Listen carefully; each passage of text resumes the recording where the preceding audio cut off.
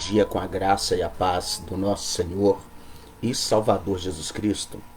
É com muito amor no coração, respeito por você que tem sempre nos acompanhado em nossas transmissões, que eu, pastor Isaías, fundador do Ministério Comunidade Evangélica Manancial de Bênçãos, entro na sua casa, na sua empresa, aí no seu local de trabalho, até mesmo no seu lazer, com a permissão do Divino Espírito Santo, com mais um momento de fé.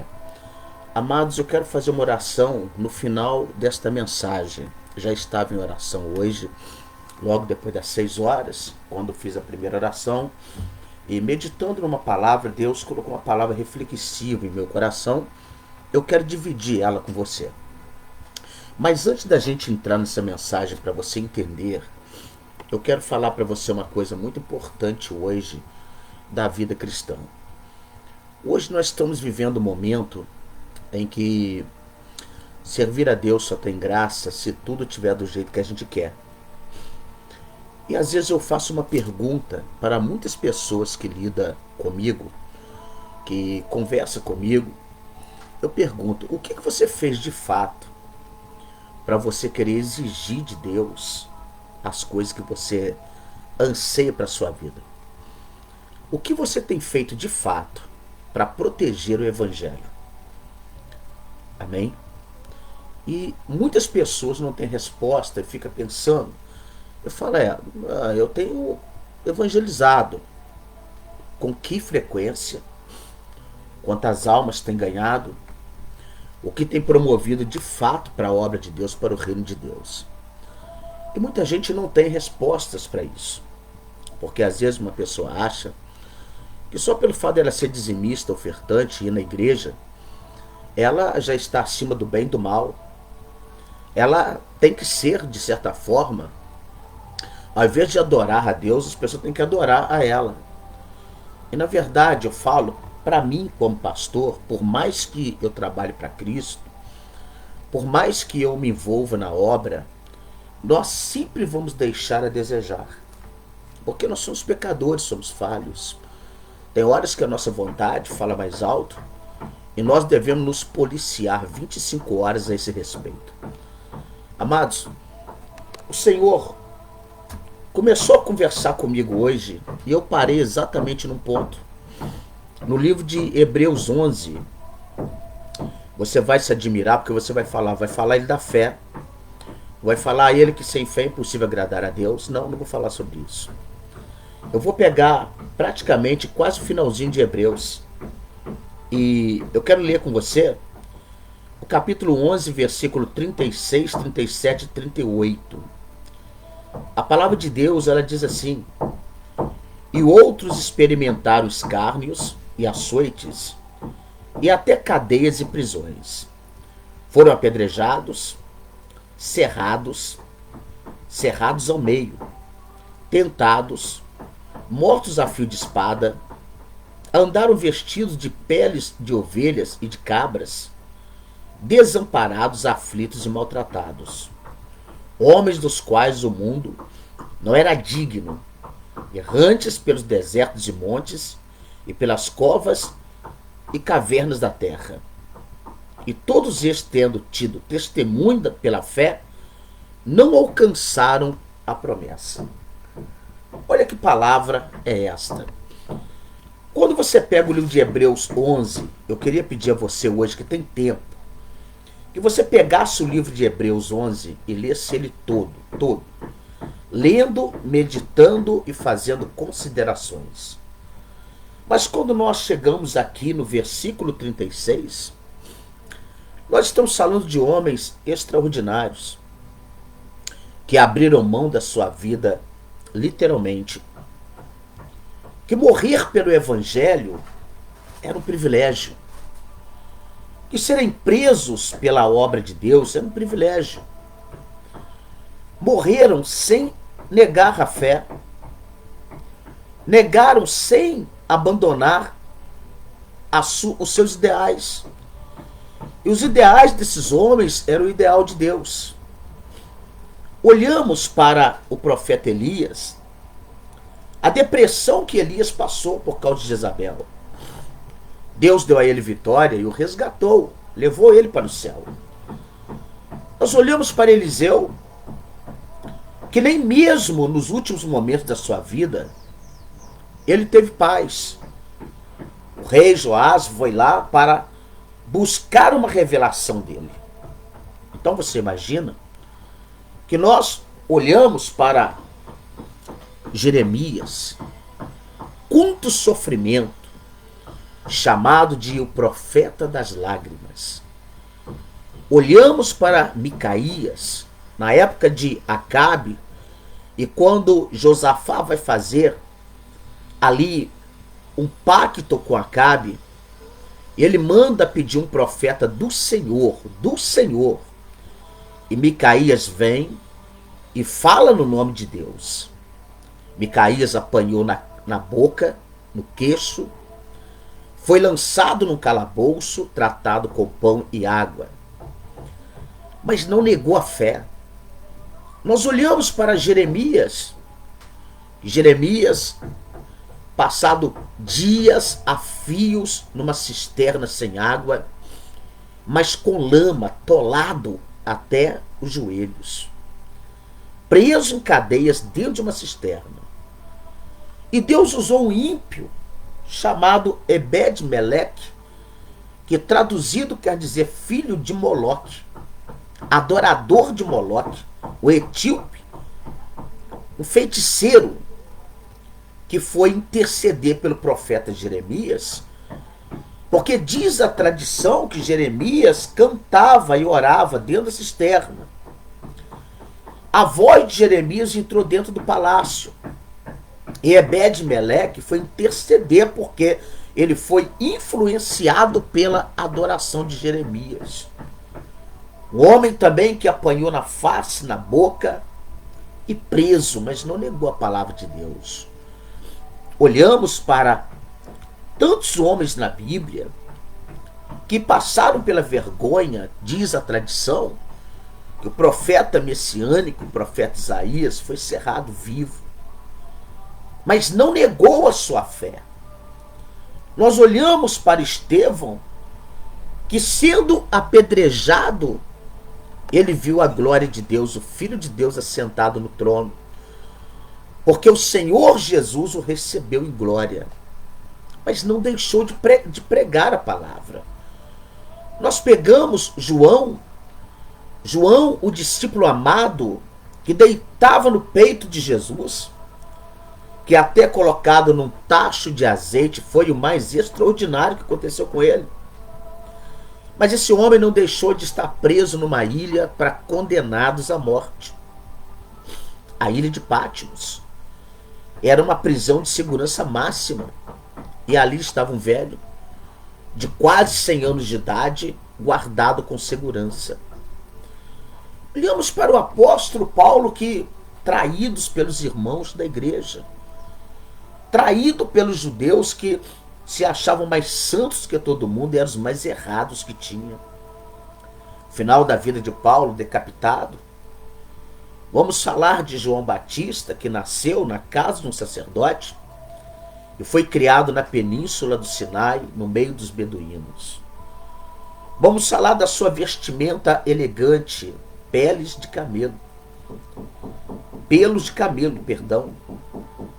camelo, a mesma indumentária tinha Elias. No entanto, há um contraste que as pessoas comparam Elias com João Batista.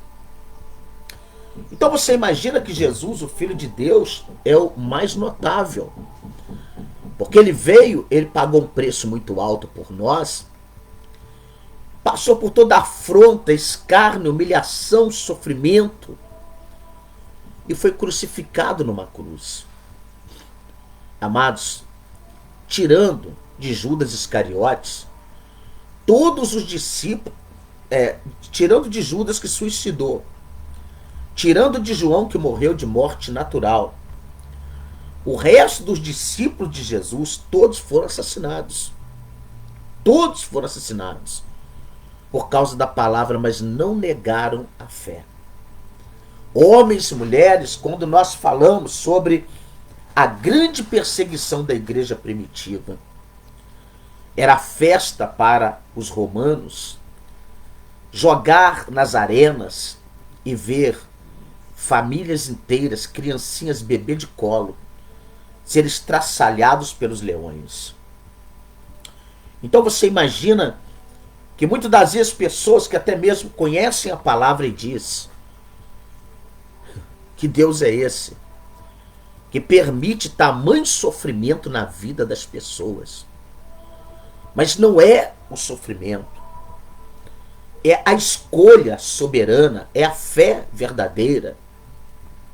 Que nós pegamos um justo Jó, que de milionário, bilionário, o homem mais rico do Oriente, vai ficar pobre, vai perder 10 filhos, vai perder a saúde, mas Deus deixou uma coisa bem clara, Satanás. Você pode mexer no dinheiro dele, você pode mexer nos filhos dele, você pode mexer na carne dele, mas o que está dentro dele é meu. Na alma você não toca.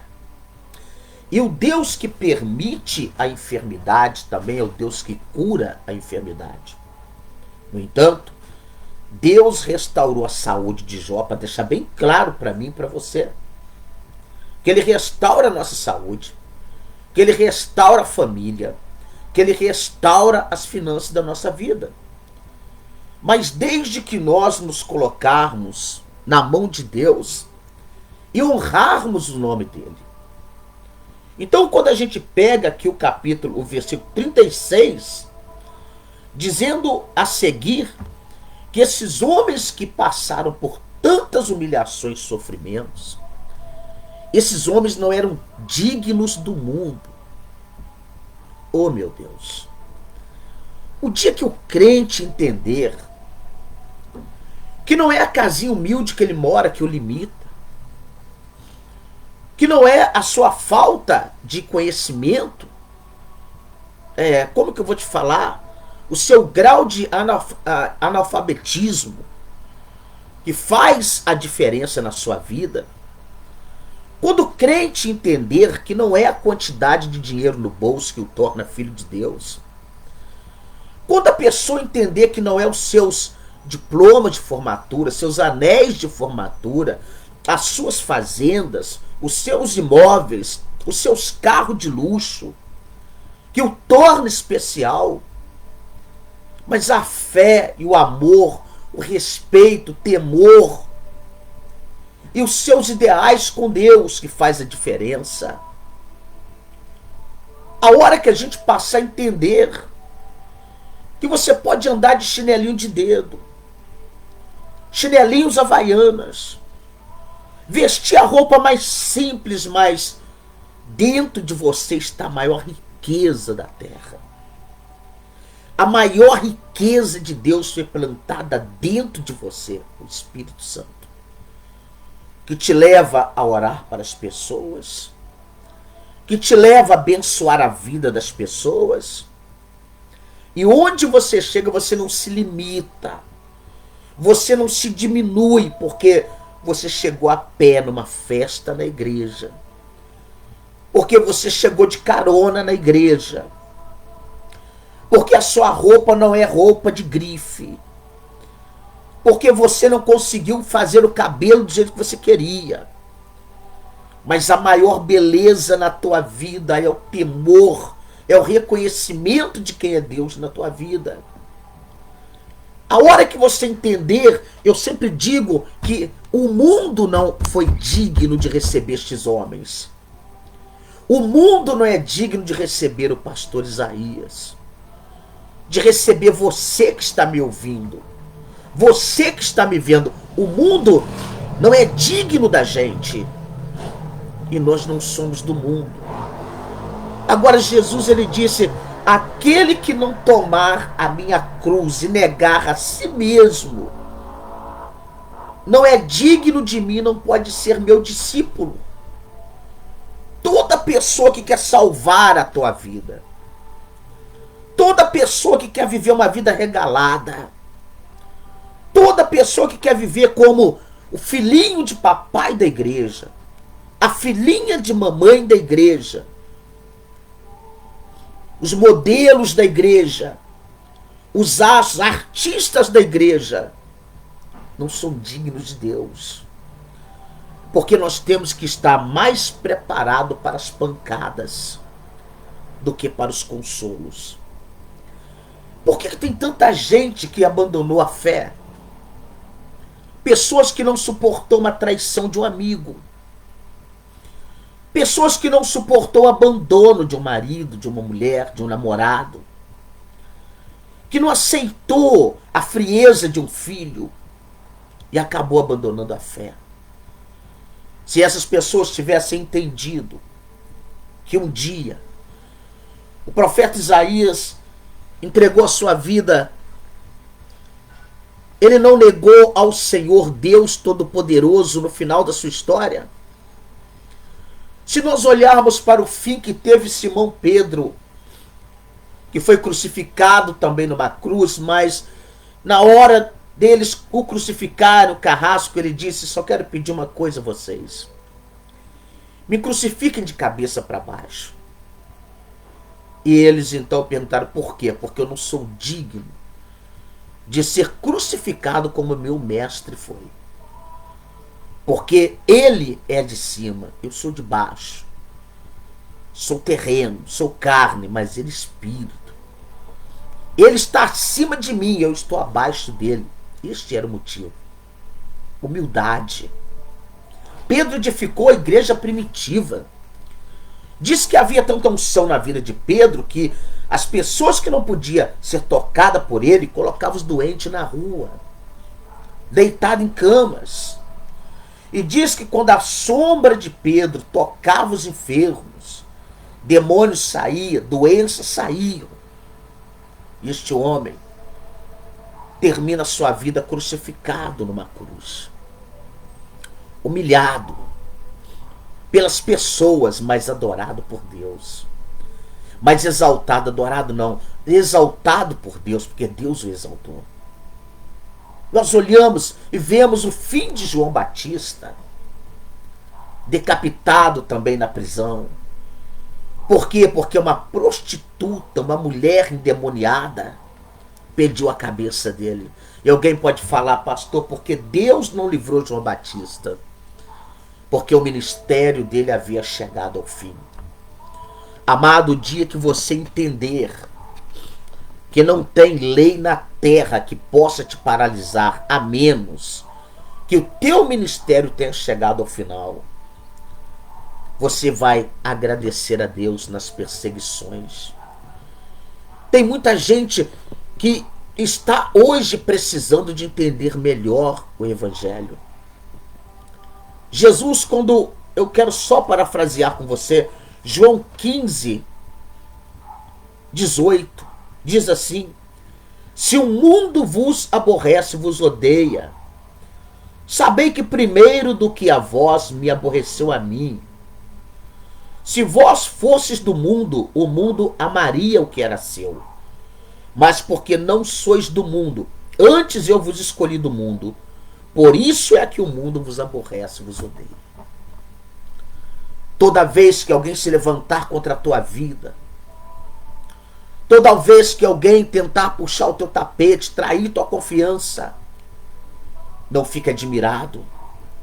É porque você é luz. Luz e trevas não combina. Você pode ter certeza disso, que há em você é maior do que o que está no mundo. E incomoda o mundo, se sente constrangido com a sua presença.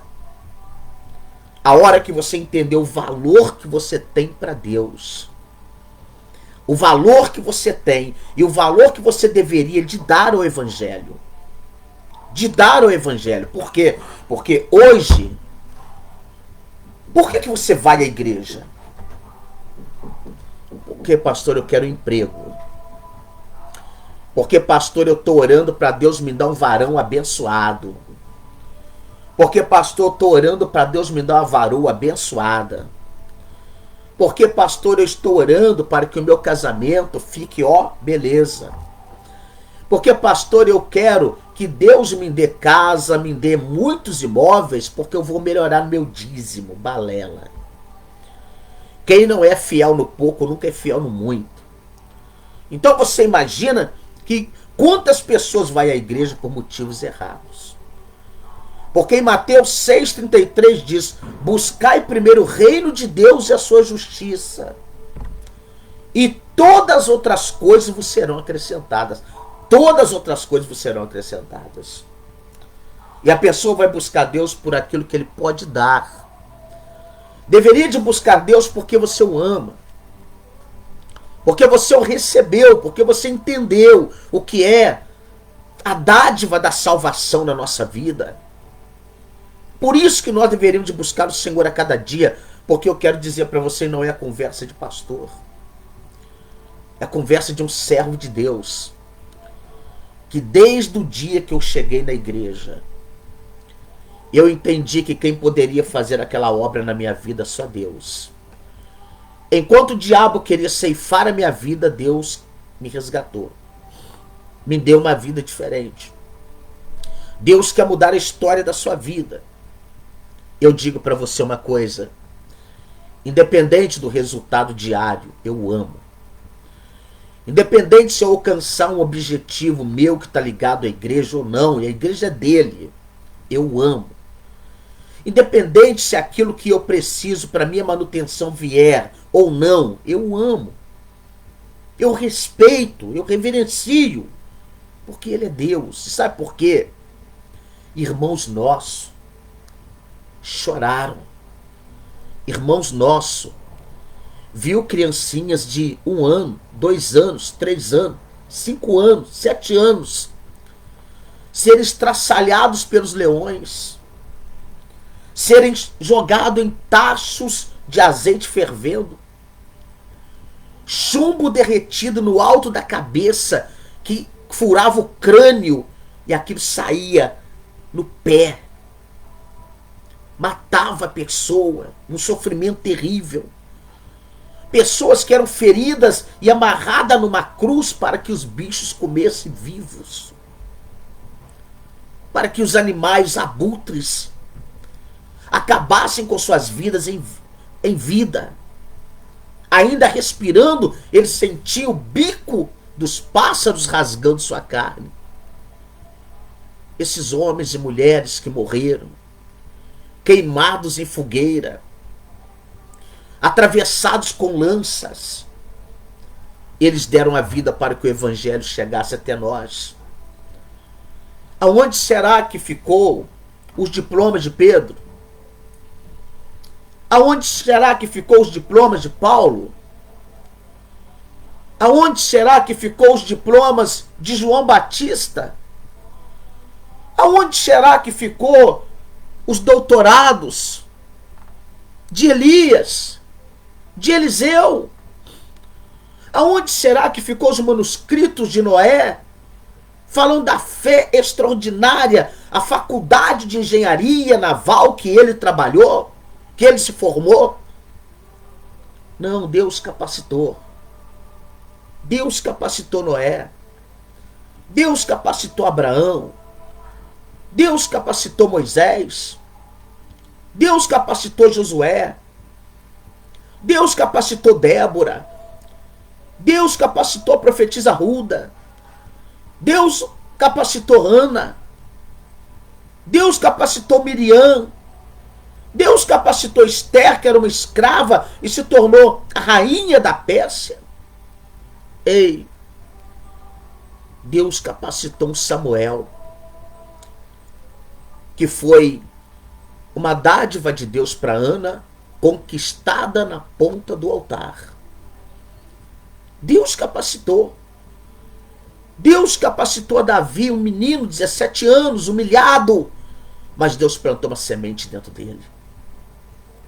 É impossível você não lembrar de um herói da fé e esquecer de Davi, que foi inspirador e até o dia de hoje para as crianças, para homens, para velhos.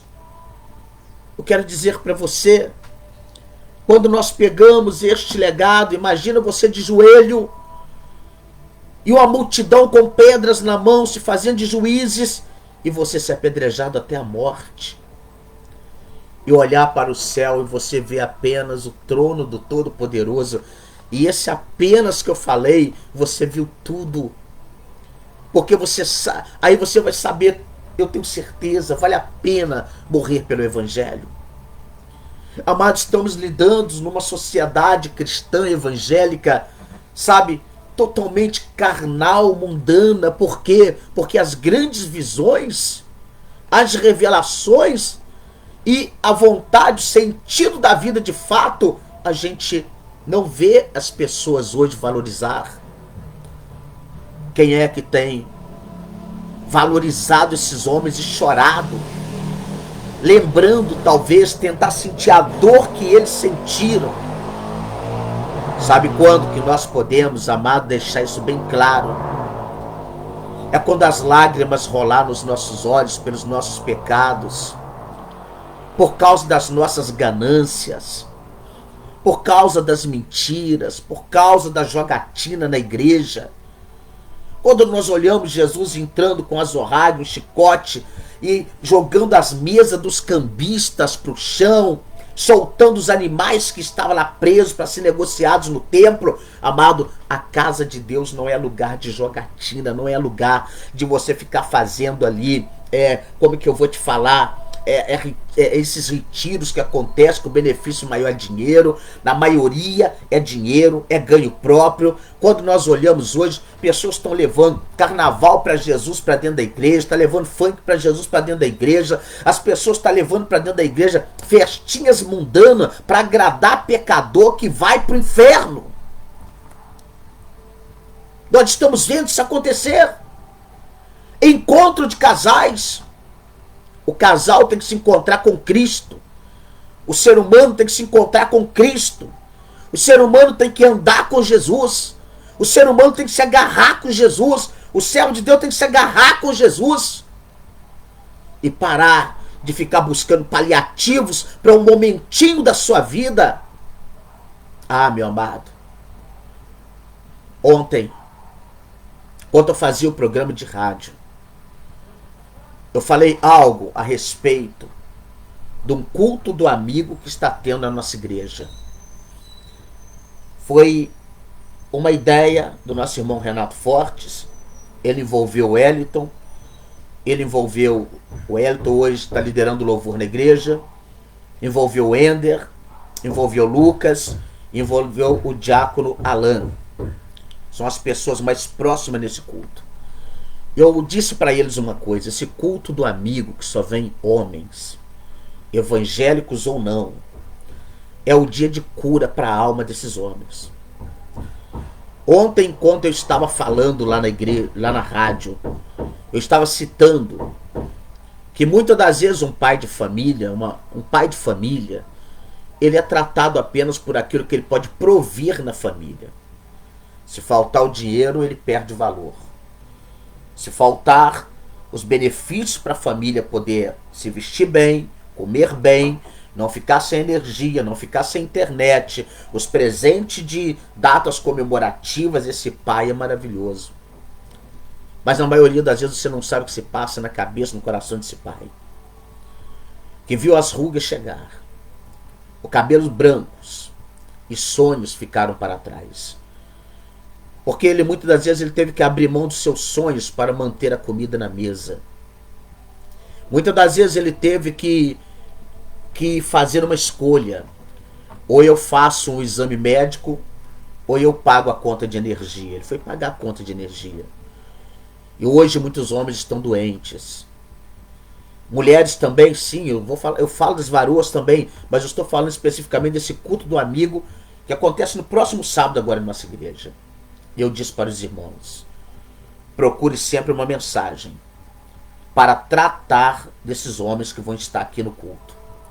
Porque são pessoas feridas. São pessoas que não têm um respaldo em casa. E eles estão vindo para cá para receberem a graça de Deus. E nesse culto do amigo, nós recebemos no primeiro culto, agora já está indo para o terceiro culto, pelo que parece. No primeiro culto, quantas pessoas alcoolizadas? Quantas pessoas no mundo das drogas? Quantas pessoas feridas dentro de casa? Com mulheres rancorosas, rixosas, brigonas. Tem homem assim também? Tem. Mas muitos homens apareceram feridos.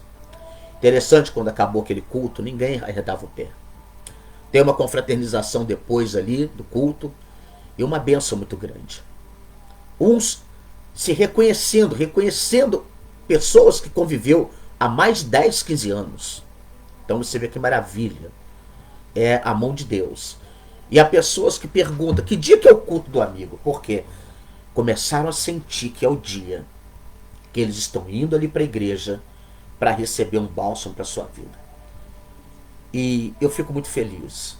Eu quero até falar para você que no próximo sábado, varão, guerreiro, é o culto do amigo às 19 horas. Amém? Vem estar conosco. Mas o que eu quero deixar para você, bem claro nessa palavra, nós lembramos de Jesus quando ele vai pregar na sua cidade, em Nazaré, né? Em Marcos, capítulo de número 6 de Marcos. Jesus ele vai pregar na sinagoga, numa sinagoga, e vai a Nazaré no intuito de fazer as obras que ele estava fazendo em outros lugares. Nazaré foi o lugar onde ele cresceu. Nazaré foi o lugar onde ele desenvolveu. E quando Jesus começa a pregar, e quando ele curou algumas pessoas, o povo ficou admirado. E começou a dizer, engraçado, que sabedoria é essa que foi dada a ele? Como se pode fazer tais sinais pelas suas mãos? Mas espera aí. Ele está falando que ele é o Cristo. Mas esse aí não é o filho de Maria e de José? Os irmãos que nasceu de Maria, não estão aqui as irmãs, porque Maria depois casou com José, consumou o casamento depois do nascimento de Jesus. E ela teve filhos e filhas. Jesus teve irmãos aqui na terra, que nasceu de Maria depois que ela casou. Vamos falar que é irmãos, mas na verdade não se dá para considerar em laço de sangue. Porque o nascimento de Jesus com Maria não foi através de ato sexual, foi uma manifestação teofânica do Espírito Santo. Já o resto nasceu de relação sexual com José. Então, ela não morreu virgem, ela consumou seu casamento depois do nascimento de Jesus e ela teve filhos aqui na terra. Então você imagina que Jesus ele vai, mas eles o expulsaram de lá porque falaram, mas não é este o carpinteiro, filho de José e de Maria? Os irmãos deles não estão aqui, escandalizaram nele, não aceitaram. E Jesus teve que sair de lá. E saiu de lá admirado da incredulidade deles. Porque eles conheceram Jesus em duas fases. O carpinteiro de Nazaré, que aprendeu o ofício da carpintaria com José. E eles agora conhecem um Jesus, que a fama dele se espalhou por todos os lados. Milagres que nenhum profeta realizou, ele estava realizando. E mais, ganhando o coração do povo, levando o povo ao arrependimento. Eles não aceitaram. Ele ficou admirado da incredulidade deles. Ele disse, não há profeta sem honra, senão na sua casa, na sua terra e no meio de seus parentes. E sabe, uma coisa que eu quero deixar para finalizar para você, toda vez que você vai levar a palavra na sua casa, é o pior território para você pregar. Porque lá muita gente olha para você e fala assim, mas você não bebia cachaça? Você não era brigador? Você não usava drogas? Você não dava tombo nos outros? Você não andava com as mulheres todas do bairro? Você não andava com os homens todos do bairro? E agora você está aí pregando a palavra, a pessoa não entende que Jesus Cristo transformou você. E é engraçado que ele só lembra de uma coisa, do seu passado. Toda pessoa dentro de casa pode notar um negócio. Às vezes a pessoa até te ouve, mas dá valor ao que sai da sua boca, não dá. Porque só lembra do seu passado. Porque se eles aceitar o teu presente agora com Deus, eles têm que se converter a esse Deus que você serve. Por isso, há tanta dificuldade para eles darem o braço a torcer, que hoje você é uma bênção de Deus. Só entenda uma coisa. Há pessoas que, por ser rejeitados em casa, por não aceitarem o evangelho através de você, Aceita um estranho que eles nunca viram, mas não aceita você. Sabe? Por causa disso, muita gente abandonou a fé. Automaticamente você está falando assim: não me aceitaram, quer saber de uma coisa? Vou largar de lado. Amados, homens morreram. Milhares não os aceitaram. Mas eles não eram dignos de viver nesse mundo de tão extraordinários que eles eram. Coloca isso no teu coração. Pregue a palavra em tempo ou fora de tempo. Exorte. Repreenda. Ensine a boa doutrina. E é Deus, o Espírito Santo, que vai fazer a obra. Na hora certa, tudo dará certo em nome de Jesus. O pastor Isaías vai ficando por aqui. Eu quero fazer uma oração com você. E peço a Deus que Deus te abençoe muito.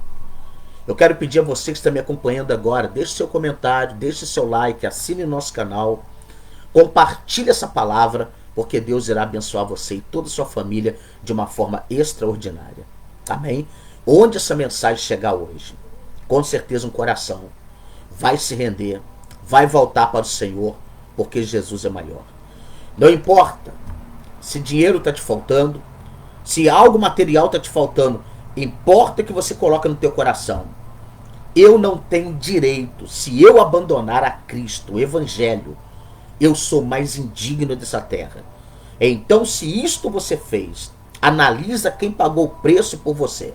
Não foi o escárnio de um irmão, não foi uma fofoca do irmão, não é uma coisinha corriqueira dentro da igreja que pode afastar você de Cristo. Ficar firme com Ele, porque Ele é o Senhor da sua vida.